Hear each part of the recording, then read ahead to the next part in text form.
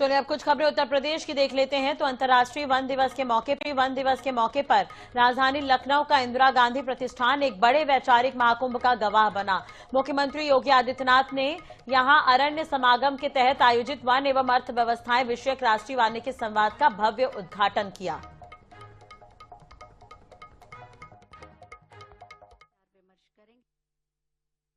आज प्रदेश के अंदर वन पर आधारित जो उद्योग हैं, जो इस वर्ष की थीम भी है, इस प्रकार के लगभग 2467 ऐसे ग्रीन इकोनॉमी मॉडल के जो वन आधारित उद्योगों की स्थापना का कार्य भी लगभग यानी 2467 ये अब तक यूपी के अंदर स्थापित हुए हैं। हम सबको इस बारे में ध्यान रखना होगा। जो चीजें हमारे सामने आई हैं और जिस बातें हमारे सामने हैं, अक्सर हम जाते हैं, किसी भी जू में आप जाएंगे,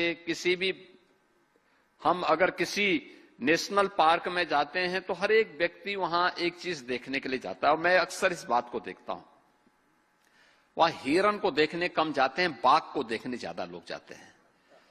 अक्सर मैं देखता था गोरखपुर में प्राणी उद्यान बना है। जब शुरू में वहां टाइगर नहीं था तो मैं बच्चों से कहता था, तुम लोग गए कि नहीं गए वहां? तो स्कूली बच्चे कहते थे कि गए थे, लेकिन आता था।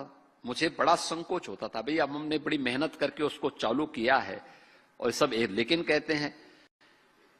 और अब मैं देखता हूं कि वहां प्रतिदिन 8 से 10 हजार लोग आते हैं उस जू में।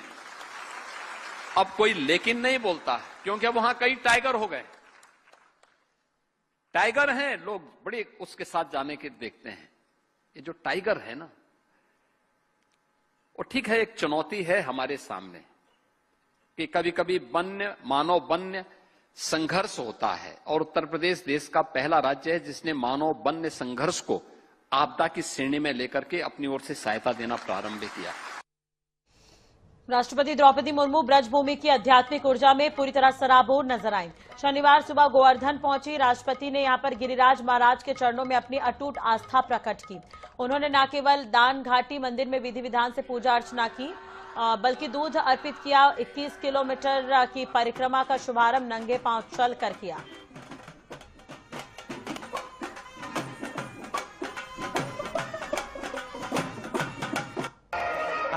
आगे बढ़िए।